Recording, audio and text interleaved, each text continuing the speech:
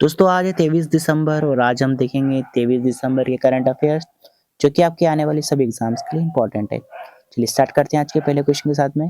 पहला क्वेश्चन है, हाल ही में दुनिया का सबसे बड़ा मखाना उत्पादक देश कौन बन गया है?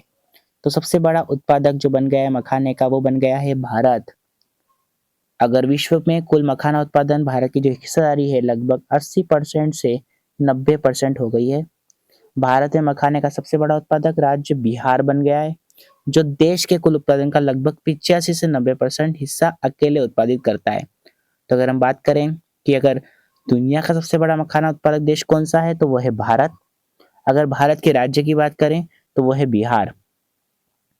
और अगर हम बात करें कि भारत मखाने का दुनिया में सबसे बड़ा निर्यातक भी है, भी आपको याद रखना है। और वर्ष 2024-25 में भारत ने लगभग 25,130 मीट्रिक टन मखाना निर्यात किया है।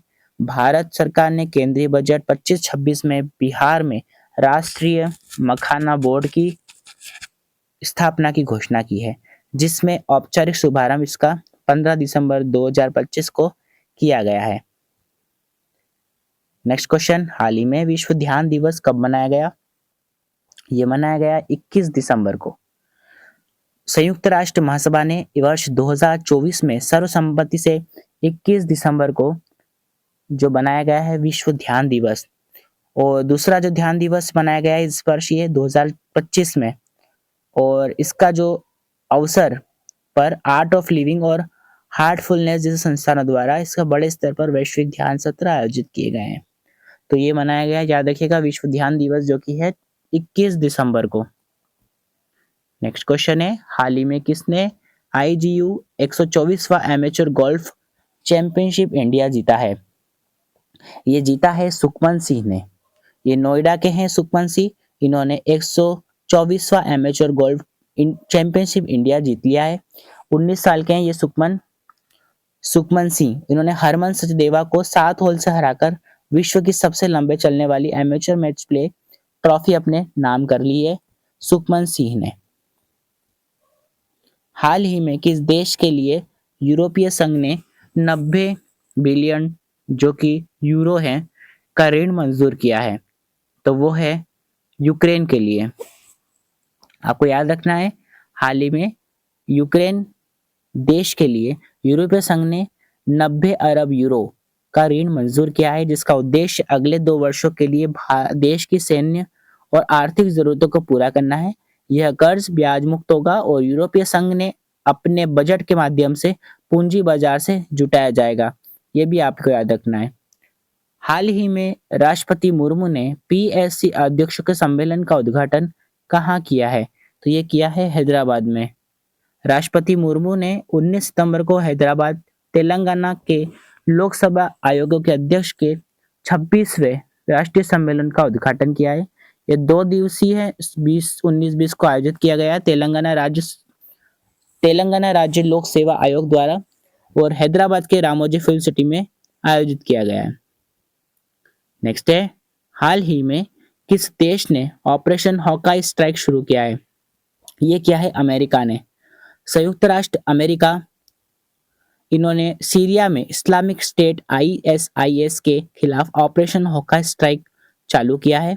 यह ऑपरेशन 13 दिसंबर 2025 को सीरिया के पालमियार में हुए एक हमले के बाद बदले लेने के लिए शुरू किया गया है, जिसमें 2 अमेरिकी सैनिक और एक नागरिक अनुवादक मारे गए थे। इसके तहत अमेरिकी सेना ने सीरिया में ISIS के 70 से अधिक ठिकानों, जिसमें हथियार डिपो, कमांड सेंटर और प्रशिक्षण केंद्र शामिल हैं, पर हवाई और तोपखाने से हमला किया है।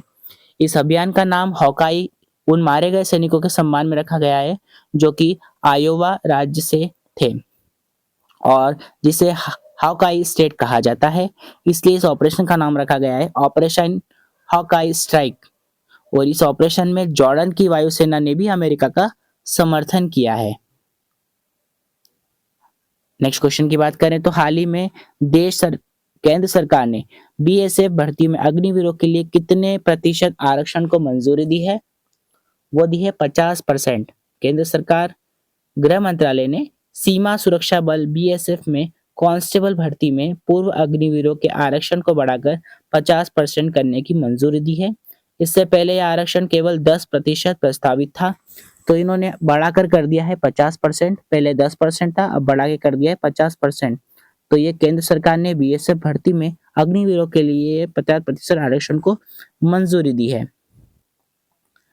हाल ही में पीएम मोदी ने कहा 3200 करोड़ की राष्ट्रीय राजमार्ग परियोजना लॉन्च की है। ये की है पश्चिम बंगाल में।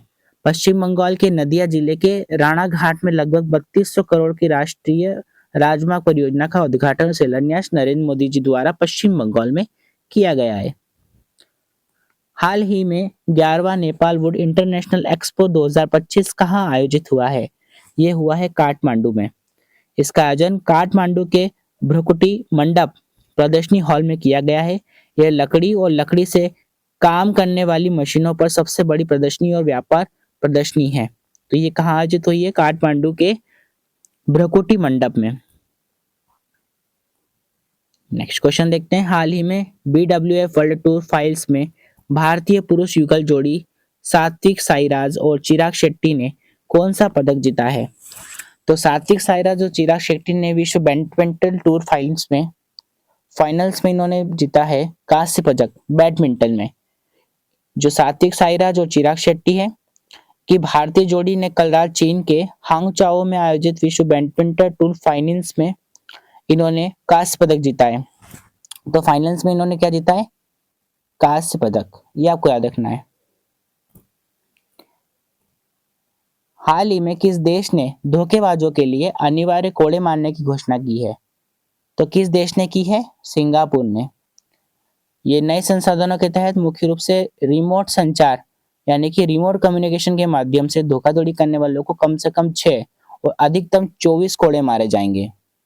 इसमें जो कि पुरुष अपराधियों के लिए है, ये 50 वर्ष के जो कम उम्र के पुरुष होंगे उन अपराधियों के लिए है, और इसमें महिला और लड़कियां शामिल नहीं है। सिंगापुर में पहले से ही ऐसे कोड़े मारने की प्रथा पहले चली आ रही है अपराधों के लिए, और यह कदम धोखाधड़ी से बढ़ते मामलों और भारी वित्तीय नुकसान को रोकने के लिए उठाया गया है, जिसे सरकार ने सर्वोच्च राष्ट्रीय प्राथमिकता बताया है। तो ये हाल ही में धोखेबाजों के लिए अनिवार्य कोड़े मारने की घोषणा किसने की है? किस देश ने की है? सिंगापुर ने की है। हाल ही में किस देश ने 21 दिसंबर को चिंतन दिवस घोषित किया है? ये किया है इंडोनेशिया ने। यह दिन शारीरिक और मानसिक स्वास्थ्य को बढ़ावा देने और आंतरिक शांति और वैश्विक सद्भाव लाने के लिए ध्यान के अभ्यास के लाभों के बारे में जागरूकता बढ़ाने के लिए ये 21 दिसंबर को इंडोनेशिया ने चिंतन दिवस घोषित किया है। 21 दिसंबर को उत्तरी गोलार्ध के शीतकालीन संक्रांति होती है, जो कि अंधेरे से प्रकाश की ओर बदलाव का प्रतीक है, इसलिए इसे विश्व ध्यान दिवस के रूप में चुना गया है। नेक्स्ट क्वेश्चन बात करते हैं। हाल ही में किस देश ने दूसरी बार अंडर 19 एशिया कप का खिताब जीता है? वो जीता है पाकिस्तान ने। पाकिस्तान ने रविवार को अंडर 19 एशिया कप के फाइनल में भारत को हराकर दूसरी बार टूर्नामेंट का खिताब अपने नाम किया है।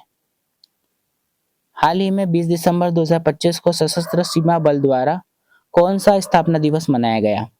ये मनाया गया दोस्तों 62 नंबर का ये स्थापना दिवस मनाया गया, और जो कि इस वर्ष का जो मुख्य आयोजन है वो हिमाचल प्रदेश के कांगड़ा जिले में के सपड़ी स्थित केंद्रीकृत प्रशिक्षण केंद्र में किया गया है।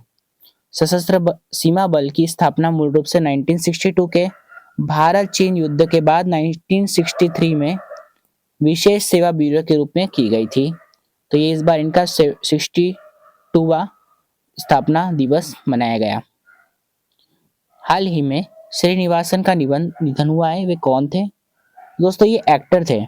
एक्टर के साथ साथ इन्होंने डायरेक्टर भी थे, निर्देशक भी थे, और पटकथा लेखन भी इन्होंने किया है। इनकी प्रसिद्ध फिल्म संदेशाम और वारावेल्पू, नाकोडिकट्टू, अज़ाकिया रवानन, ये इनकी प्रसिद्ध फिल्में हैं। चल दोस्तों, आज के लिए इतना ही काफी है। कल फिर मिलेंगे हम नई करंट अफेयर्स की वीडियो के साथ में। तब तक के लिए धन्यवाद।